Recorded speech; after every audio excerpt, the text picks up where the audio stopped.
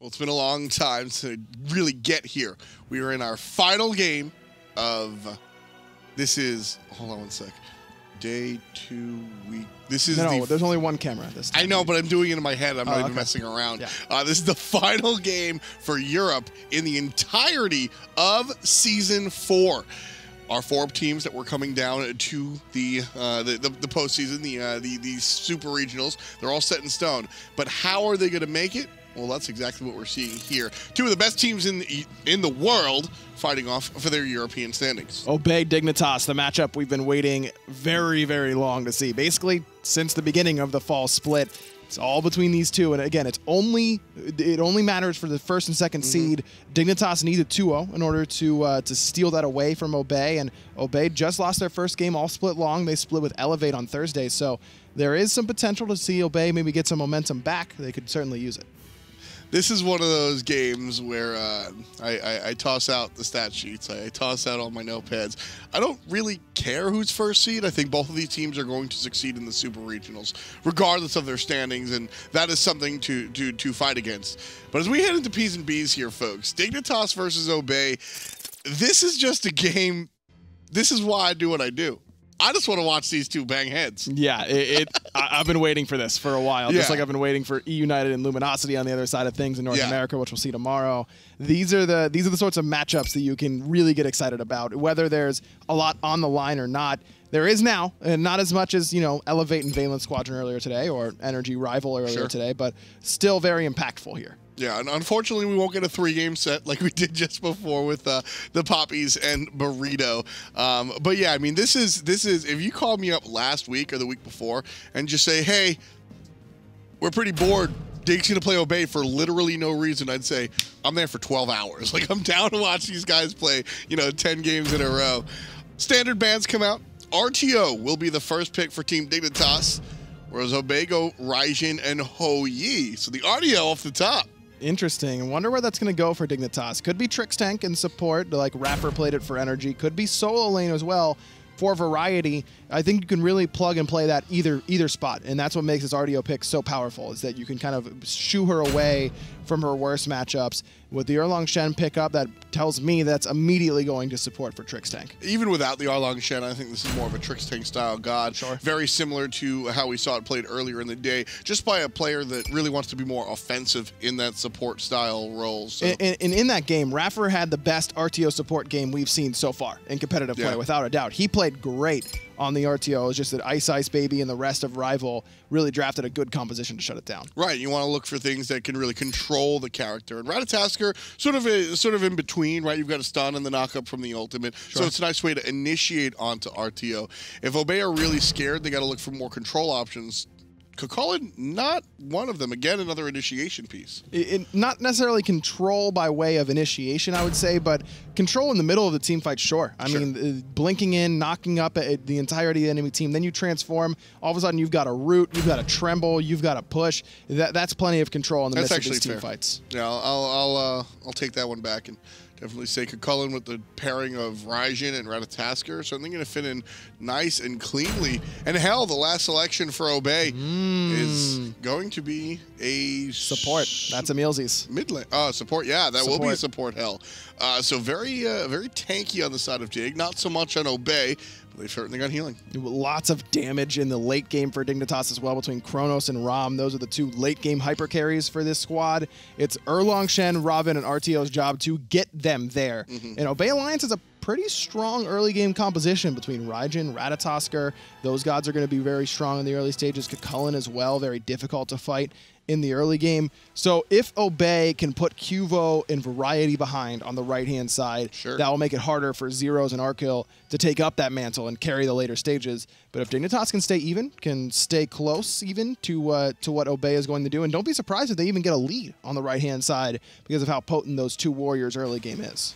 So you guys were talking about, best best players in the world, or you know, your ideal team on your Domination podcast the other day, and y'all said, you know, Arkkyl wasn't there just yet. Nope. I wish we had this conversation before what just happened because he was the only player on the player damage charts, and I was going to make a funny joke, but instead, it won't be the case. We'll just look at middle lane. PrettyPriMe and EmilZy already down to half HP. EmilZy taking quite a bit, but he is the hell. He'll be able to sustain that up pretty nicely, but most importantly, at Dignitas with the push. That allows the mid laners to go over and try and invade on this right-hand side or assist on any invade that the solo lane jungle solo combo wants to go for. So one of the things that you know, I earnestly want to bring up is from your podcast is the praise that y'all were giving EmilZy, one of the best support players. I think that if you ask any fan at home that has eyes, ears, and a computer screen, they're going to say, yeah, EmilZy is definitely one of the top. What makes him so powerful in your eyes, Ryan? He's never afraid to try something new. He's not going to conform to what other players are playing. And when he does play what other players are playing, he's just going to do it better. Sure. I think that the combination of the thought he puts into the game and how much work he puts in there, on top of the mechanics, I think he's one of, if not the best, mechanical players in the support role right now. Well, one thing I can say for sure is that he has been one of the, if not the best hell support specifically that we've seen. And we've seen players try to sort of emulate it. We've seen a couple of North American support players try to pull the hell support, and it just doesn't work. And they look objectively worse than had they picked a traditional support player. And it's one of those things that you cannot just come into town. You can come into town and play Athena or you know, Khepri the same way with minimal changes, but the way you play Hell is drastically different than the way you're going to play the majority of Guardians. And the biggest thing, the reason that we haven't seen Hell as of late in the support role was that she was very popular and was really dominant in the lower levels of play, and then the pros kind of realized that, wow, she's nuts. We should play her anywhere we can, basically. She doesn't have that AoE movement speed as much anymore. She still gets that immediate 25% additional movement speed upon using that that light stance heal, but whenever you give it to the rest of your team, it's not nearly as potent as it used to be. That's a huge reason why we're seeing less health, specifically in support, because that was a big reason why she was there so much, is you get a free sprint, basically, every time that Inspires up off cooldown, plus you add in a Lotus Crown to that, you're sprinting with extra physical protection. Like, it got really crazy really quickly. But even without that, you're still offering heal and a cleanse. And still some movement speed as well, not quite as much, and good wave clear. Look, I still think that Hell can be played in support, but there's a reason that a lot of players won't want to pick it up, and that's that it is mechanically intensive. I mean, this is not just for support, very for real. Everyone is very mechanically intensive. You are always going to be the focus of the opposition. You are not going to be as tanky as the enemy supports. So there's a lot of things that go against you as Hell support, but if EmilZy can get off to a lead, and that's the whole point of this composition for Obey, where do they have pressure? Everywhere, except for in support. Well, you just allow EmilZy to hop along for the ride, you give him that extra farm, you give him that extra golden experience, and late game Hell, I mean, I'm sure everyone has ended up playing against one of those at some point, and it can feel absolutely unstoppable. Here's I'll offer the other side of the conversation about EmilZy, is that sometimes I feel like he can outthink himself. Sure. Sometimes he goes a little bit too far down that path, and CaptainTwig blocked out by Trixtank. He'll be generally fine. A lot of times I feel like EmilZy thinks that he is perhaps better than he thinks he is, or misjudges the skill gap between himself and other people, and winds up overthinking scenarios, and might be this hell pick. A lot of changes have kept her out of the support role, and I'm not gonna, you know, double down and put my money where my mouth is, but it's something to think about. Everything that you just brought up might actually work against EmilZy here. I can absolutely agree with you, and that's what we've seen from him in the past, and that is always a threat of happening in the future. But I think that his maturation process and being in the league a little bit longer, he's a young kid, and, very true, and needed some time to kind of mature. Well, big play from Ataraxia, just dropping everything on the single target Arkkyl, but he's by himself, and Arkkyl has some friends, PrettyPriMe and EmilZy trying to filter in here towards the red buff, though, and this seems to be a very big push. Ultimates haven't been used here just yet, but still, a lot invested to that red buff. Zyrhoes able to steal it away, but Obey on the right-hand side, it's Twig and Xaliea knocking down that speed. Variety with an ill-timed back means that QvoFred was the only one there to defend it, and Obey recognized and took advantage. Zyrhoes on the Chronos. One of the, I think the first characters that Zyrhoes came in through with the mid lane and really solidified his prowess here in that lane. You have a more critical eye than most, being an ex-professional mid laner, and you know what is it about Zyrhoes that sets him aside from the rest? He doesn't play like anyone else in mid. He's so aggressive, selectively aggressive with his positioning, and it's always the right decision. He always seems to be in the right spot. As Twig just barely gets up into the tree. He's no way he goes back in. No. He's out of jumps now. He's got to make a decision. He will go to back camps and try and farm those up, at least securing himself a little bit. Presence alone can alter a situation. CaptainTwig very low, but teammates coming up. The knock-up and a dash out to safety might have been enough to threaten Team Dignitas there. And it made it so that the speed buff didn't go their way. Twig gets it with help of his squad, so good patience from him where almost every player would just hop, see ya. You know, I'm back in base. I'm just trying to heal up. Not Twig. He's there and ends up being at least a deterrence in order to get his speed. Going back to Zyrhoes in the mid lane, the selective aggressiveness, and it pairs so well with the gods that he likes to play. Chronos, Soul, the Morrigan, being able to step up and stun people and really blow them up. Zyrhoes was the first mid laner to really play the Morrigan in mid lane like an assassin, to try and get to the late game. And, you know, I'm not going to be PrettyPriMe. I don't care if I'm going to get the insane transformation, the perfect option at every single time. I'll just one-shot you with my base kit, and I'll worry about my ultimate when I need it. The problem is he was also doing the PrettyPriMe on top of the assassin nonsense. He's very, very impressive. We want to talk about great minds about the game. Zyrhoes absolutely in that conversation. At one point, even leaving the battlefield to be a coach for Energy last year while they won their world championship. One might argue, you know, their resurgence, because we saw them falter a little bit. I don't think we've seen Energy as low as they have been this year in comparison, but definitely faltered a little bit last year. And Zyrhoes came on and sort of righted the ship.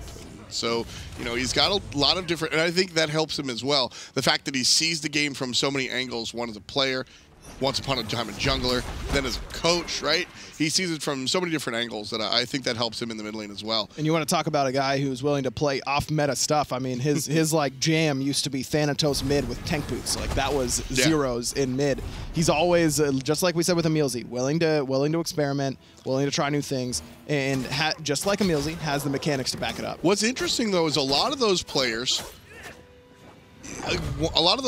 and you know, think even in your own friend circle that play the off meta stuff. I'm that guy. Sometimes you play that off meta stuff and it hurts you. Yes. I look at players like Kiki, I look at players like Scream, that their desire to play eclectic materials gets them in trouble just as much as it helps them out. Zyrhoes, if you ever speak to him about the game, is not that guy. He doesn't want to be different. He's down to play the boring meta pick. No, he just thinks Thanatos mid with tank boots is actually broken. Yes, and what's exciting about that is Zyrhoes don't listen to anybody. He just does his own thing, and I think that's something that's helped Dignitas be so successful so far. Trixtank started the party, engaging, causing a whole lot of damage, and forcing Obey Alliance out of the left side of the map. Beautiful stun, 3-man for Trixtank, and then the follow-up damage as well in the bear form in this early game where that's still going to be at least relatively impactful. Look at what EmilZy does. Just heals up his entire team, and no one's really worried about it. That cleanse for EmilZy, potentially most important for the cripple that Trixtank has in that Druid form. Lots of dashes on Obey Alliance. They need to be worried about those entangling roots. Yeah, a big deal, and that allows mid lane PrettyPriMe not to go beats. He's able to go Aegis. CaptainTwig, which is he has one right now, half HP. And the ultimate out of PrettyPriMe, just going to bring damage to Trixtank. Not enough to really kill anybody, but enough to shove everybody elsewhere. And so Obey Alliance are able to maintain their 1,000 gold lead. This is one of those situations where both teams are telling themselves, all right, let's just get to late game and we insta-win because of our draft. Obey is saying it because they've got a hell, and they can really just get to the later stages and heal everything, sprint away everything, and do enough damage and not worry about what Dignitas is putting out. Dignitas is saying, yeah, we insta-win late game because we've got plenty of peel, plenty of initiation between their warriors and Trixtank on the Artio, and then they've got Chronos and Ram. They're both right. Neither team who's saying we can win late game is wrong in this selection. Now, I am a little bit worried about EmilZy on the Hell and how impactful those heals are going to be in the late game, because Chronos and Ram do so much damage that they don't really care about how many heals you have, because they're just going to 100-0 you anyways. So if EmilZy thinks that he can just out-heal all the Chronos damage in the later stages, that's probably not the case, but Dignitas is going to need to all in these team fights, and if they don't get that initial pick, that initial damage to force someone out of the fight entirely, then Obey is going to just out-sustain everything else they can do. Yeah, and we're going to have to see some early and often healing reduction coming out from Team Dignitas. And again, I liked what we saw from the energy set earlier on with the Ankh. I'd like to see Cursed Ankh for Team Dignitas as well. That would allow the all-in to truly be all-in, because 2 hell heals throughout a team fight, especially with the targeted one with the magic missile, you're going to be able to sustain somebody in a team fight while Dig is going all in, as long as it's not 5-on-1. So keeping that in mind, certainly something that, you know, Dignitas have to be aware of, and I'd like to see it. I'd like to see the healing reduction happen sooner rather than later. I expect QvoFred's going to be going for Brawler's Beat Stick with that mace item that he's working on right after the boots for the Ravana jungle. It's excellent on Ravana jungle. It's cheap, it's power, it's pen, it's the anti-heal as well. And while CDR is really impactful on Ravana because his ultimate is on a fairly short cooldown already, you can use it more often. Plus, getting overhead kick up as often as possible is really critical to staying alive as Ravana jungle. The anti-heal being online early enough, it is worth foregoing that CDR. So much attention being paid by these teams to the Oracle's division on Gold Fury. So big, and CaptainTwig targeting out the enemy jungle. Beautiful taunt coming from PrettyPriMe, and it's CaptainTwig putting the first notch in the kill column for Obey Alliance. EmilZy going to be targeted out here. Half HP lower. There's the shell, and he's out of there safely. Snipe still coming in, just not enough because the heal came out right on time from EmilZy. Not sure Arkkyl would have had the damage either way. Just couldn't hit 2 of those 3 shots, and that's that movement speed from the Hell coming into play. No shell there, just the heal actually being able to keep EmilZy alive. He has sprint actually, so just that zooming, allowing him to stay out of trouble. If this is, and you know, going back to what you were saying before, as Obey start up the Gold Fury off of their kill onto QvoFred. Now the shot from Zyrhoes not going to be enough. This one goes to Obey Alliance. The leash into the anti-leash. I don't think Obey wanted to keep that, but they accidentally did and wind up Millhouse, so they're fine. That was really close to Arkkyl stealing it away with an Astral Arrow. Someone did a good job of stepping in front of the Gold Fury between Arkkyl and the Gold, because Arkkyl would have stolen that with just an in-hand, but didn't have enough Astral Arrows to punch through, or just wasn't quite enough damage. Either way, Obey, I love the initial leash to get it away from Zyrhoes' damage, who can stun you on it, make sure that you can't secure, and secure it all in one motion with stop time and time rift. But good patience there by Obey Alliance, who have played this game really well thus far. The focus on the QvoFred, you kind of check off all the boxes. Okay, his overhead kick's down. Okay, his beads are down. Okay, his ultimate is down. And then you just, PrettyPriMe just taunts him in to the entirety of the team, not relying on his own damage. Secure it when you know you can. And again, the cleanse from EmilZy ends up big there because it makes sure that CaptainTwig, whoever's chasing down QvoFred, stays safe with CC immunity. Side note again from the Hell pick, QvoFred is dead there, and that's a big part of the reason why Obey Alliance are able to go towards the Gold Fury. But the reason that they're able to do so is because they have an extremely high damage support. You know, even comparison to gods like Ymir, Hell is nasty damage. I mean, she's theoretically a mid laner playing the support position, and she's got cooldown boots and Lotus Crown, which also has power on it. So you're building power items here. Nothing is a tank on him so far. EmilZy is essentially a 5th damage dealer. All 5 players just tunneling into that Gold Fury. You're going to be able to get that kill. If they have a different support player outside of, again, like high damage picks like Ymir, that becomes even more of a close situation. We saw how close that was. And look at already 5,000 healing from EmilZy. We're only 14 minutes in. That's really, really high in the early stages. Artio, not as much healing and never will have as much healing as Hell, but there is some sustain for Trixtank for the rest of his squad with that energy surge at the Druid Stance 1. Not going to be able to match anything Hell puts out. And I love that whatever option EmilZy goes for here in this next item slot is going to be really, really strong. It could be Shogun's, which gives him MP5 and increases the rest of his team's attack speed, which is going to be impactful. But the MP5 mostly for EmilZy himself. He could go Onis, which allows him to get some damage mitigation whenever he hits an enemy god, which he's going to be doing a lot of as hell because he's going to be in the thick of things if he's doing damage with the Dark Stance abilities. Or it could be Genji's guard, which means that whenever he gets hit by a magical ability, all his cooldowns are going to be reduced, and Hel just needs cooldowns in order to stay alive. That's all she really needs. Any of those 3 options going to be perfect for what he's playing. I love Genji's, and I like this play from CaptainTwig, landing on the back end, popping up Trixtank, and the rest of the team is going to put him in the ground. Ataraxia gets kill number 2. PrettyPriMe getting sniped out by Arkkyl all the way from the mid lane, and Zyrhoes being chased out by CaptainTwig. Portal Demon 10%, the 5-on-4.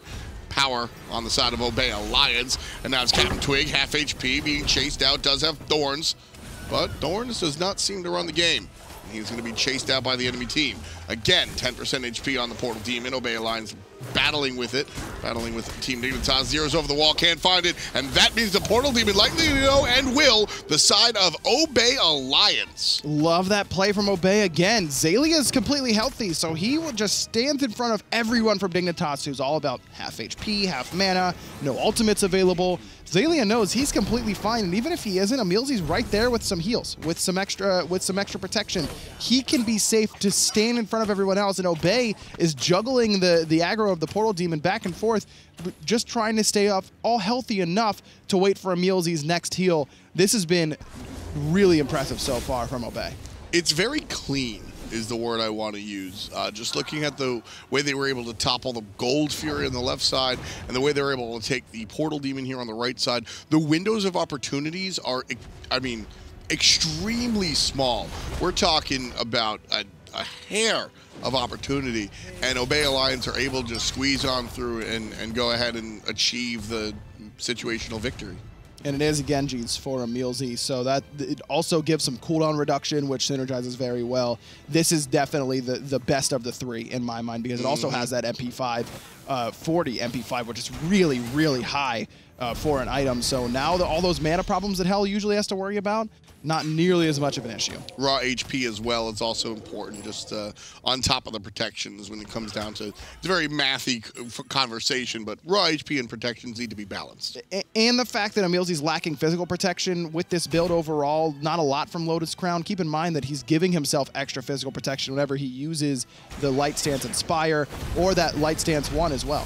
Well, CaptainTwig gonna get stunned out and hit, but the rest of the team in tow, so Team Dignitas doesn't want to really worry too much about the ensuing team fight. And this is where building tanky for characters like Raijin for PrettyPriMe is really good, because having that extra health, extra protection, if you could stay alive at 10% HP, but you'd normally be forced out of the fight, that's great now because you've got a healer on your team to keep you healthy. So building tanky, like what Twig is going to do on the Ratatoskr, like what Prime has gone for with the Hide of the Urchin, is even better when you've got a healer like Hel. And it's supplemented by one of Prime's favorite items, the Doom Orb. You're getting basically, I don't know, 175, 2 items worth of power out of this single item. So I like the Hide of the Urchin as well. One more time, Gold Fury being aggressed on by Obey Alliance. This time, no advantage either direction. The team fight is what they're looking for. It's Team Dignitas powerful on the top side, not so much the bottom side. QvoFred chased out of the team fight. Obey Alliance all trying to look at Trixtank. That's the wrong target. Zero's a variety wrapping around the right-hand side, looking for the mid laner, but it's the mid laner that's doing the business right to QvoFred. Team Dignitas still without a kill. Dig did so much damage, but EmilZy's healing everyone up. Trix again into the back line, but Ataraxia is ready for him. Xaliea is going to find Arkkyl as well.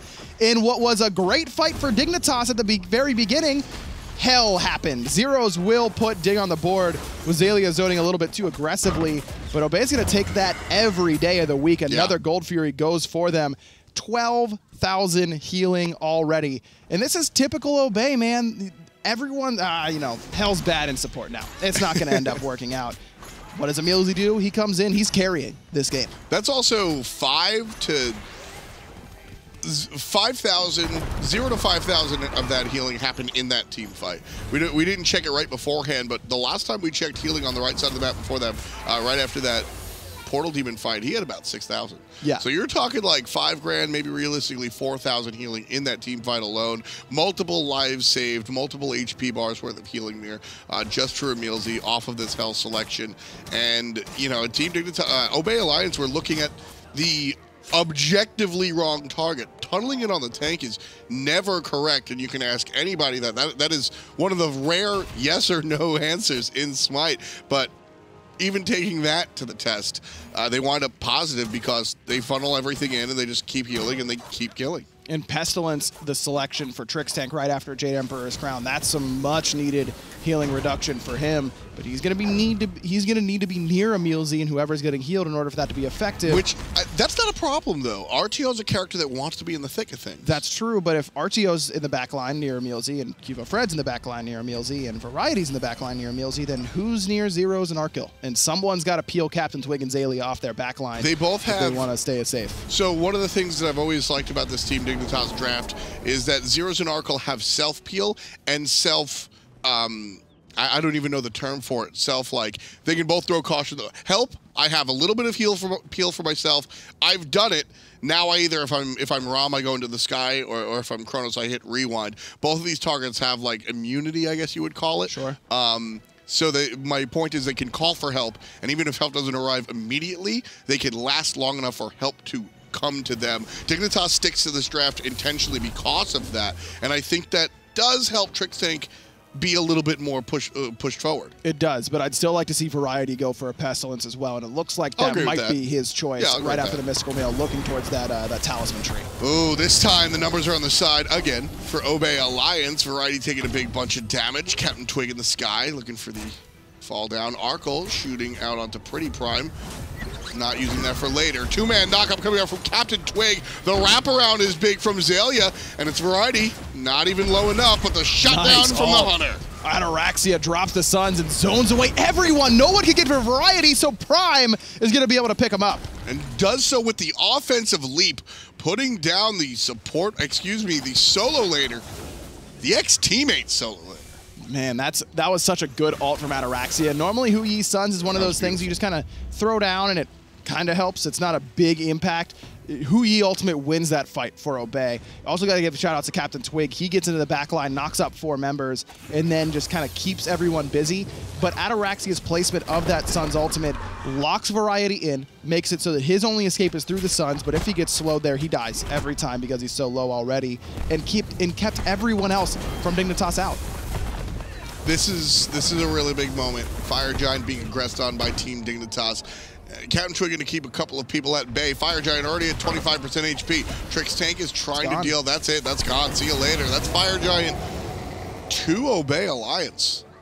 And again, very small window of opportunity opened.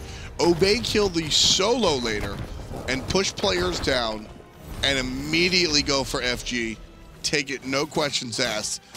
Zyrhoes grabs a tier 1. I mean, I'm just blown away with how good Obey is playing in this game. I mean, they were the eye test best team in the world for the majority of this fall split. See, I disagree. I've had my money on Dignitas since almost week 1. They had it coming off their victory at DreamHack Valencia, and then Obey just kept on winning. And Dignitas had performances where they'd win, but it would look shaky. Obey didn't look shaky once, all split. Then Thursday, they do against Elevate. They get crushed by Elevate game 1 of that set. And this was the real test for them. Now, I'm still a firm believer in, I don't think Obey can take away the best team in the world title from Dignitas until LAN, because Dignitas earned it at LAN with their performance there. So no matter what from Obey Alliance, I don't think that they take that title from Dignitas here today. But if they play if they keep it tight the rest of this game and they play it like this again in game 2, it's my votes is 51-49 Dignitas. Yeesh. It is as close as could be. See, the performance from Dig, even after some of the you were comparing solo laners for energy. You were talking about the upside of one. I think that Team Dignitas goes higher than Obey Alliance, but their variance is on Obey's side is lower. I think Dignitas sees higher highs, but unfortunately lower lows, where Obey is just consistently a great team. Dignitas is consistently a good team, not always a great team. And that might be the issue here in this direct matchup. Oh, you're just toying with them at that point. Take the Gold Fury, boys. Come get it, Trixtank. It's a Gold Fury. That's exactly what they're saying. You're going to have to be quicker than that. Oh, it's like man. the commercial. Trixtank, I'm going to avoid that whole rabbit hole. That's Trixtank 3 years ago goes for that Gold Fury and dies. If he's Bacchus, he still goes for that Gold Fury. Trixtank was playing Bacchus and Sun Wukong 3 years ago. Of course he's going for that. That is very true. That Gold Fury, one of the few you won't hear me yelling for. That one was already gone. By the time you hit your button, it's already been executed. Obey Alliance up 10,000 gold to the Summer Split champions. Making it look easy. Making it look really easy. That is the biggest key for me here, is that this is, I mean, Dignitas aren't even playing miserably, which is what makes this still an enjoyable experience, is that Obey Alliance kill one person off of a 5-on-1 gank, and they pick up a Gold Fury. And they do it again and again and again. And now they're up 10,000. Team Dignitas aren't throwing these team fights miserably. They're not getting beat in all 5 lanes. Like, they're just, oh, we lost a jungler, and now we're down 4,000 gold. I didn't tie my shoes, so now I lose my job. That's like where they're at right now. There's like no connection, and Obey's just crushing it. And Obey just doesn't give Dignitas an option to get back into the game. They don't allow they don't put themselves in a position where Dignitas can fight them on an even playing field until the next objective is ready. They allow Dignitas to get their own buffs. They don't fight them there. They allow them to farm, and then it's now we feel like we can force Portal Demon. It's Obey dictating every single fight so far this game. Dignitas has not been able to engage on their own terms yet so far this game. And that is so key for a team to be able to dictate the pace of the fights. We want you to, if Obey is going to get engaged on, it's because they wanted to get engaged on. And the only time that hasn't really happened is on the top right side, where CaptainTwig almost died. He almost fell for first blood. He gets up into the sky, and then Obey defends the speed buff. That is the only time where Dignitas has been the aggressors in this game. And Twig getting away with 1 HP and then being able to secure speed with the rest of the squad is actually a massive turning point in this game, because if that first blood goes to QvoFred or even Variety on that right side of the map, that is so much more pressure for Dignitas. The fact that Twig sticks around in the ultimate, the fact that he lives in the first place with less than 100 HP is a massive reason why we see Obey in the spot they're in. And they're just not letting go. That's very, very scary. One thing I do want to put out for Team Dignitas is that they do have 1 kill. And I think that for this team specifically, there's a very big difference between shutting them out and letting them get 1 kill. They are a momentum-based team, without doubt, but I don't think that I think they've lost that tilt potential.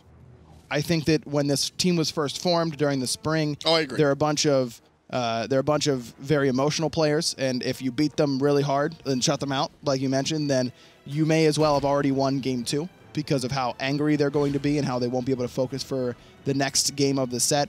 I think that this team has matured to the point where that doesn't worry me at all anymore. I think that they're still in game 1 because they have a kill.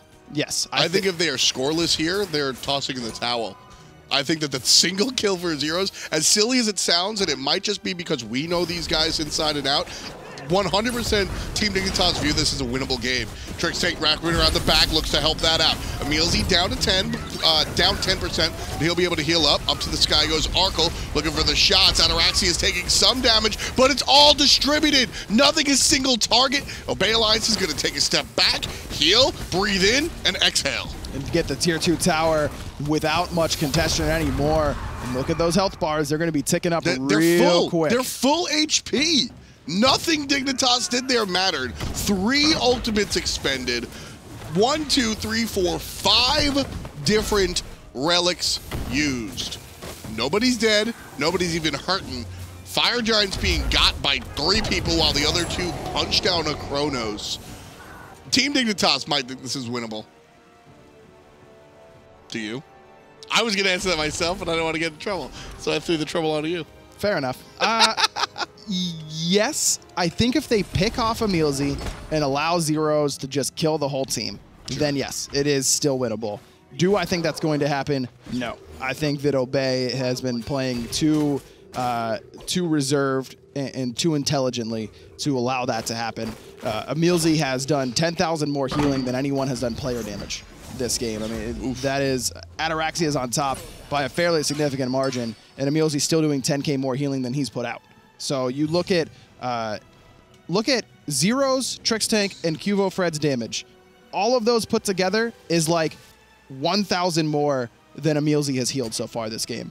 So 3 players from Dignitas did 0 damage this game. Well, when you put it like that. Obey Alliance barking down the middle lane. 5 players strong. Trixtank taking a little bit of poke. Variety here up in front.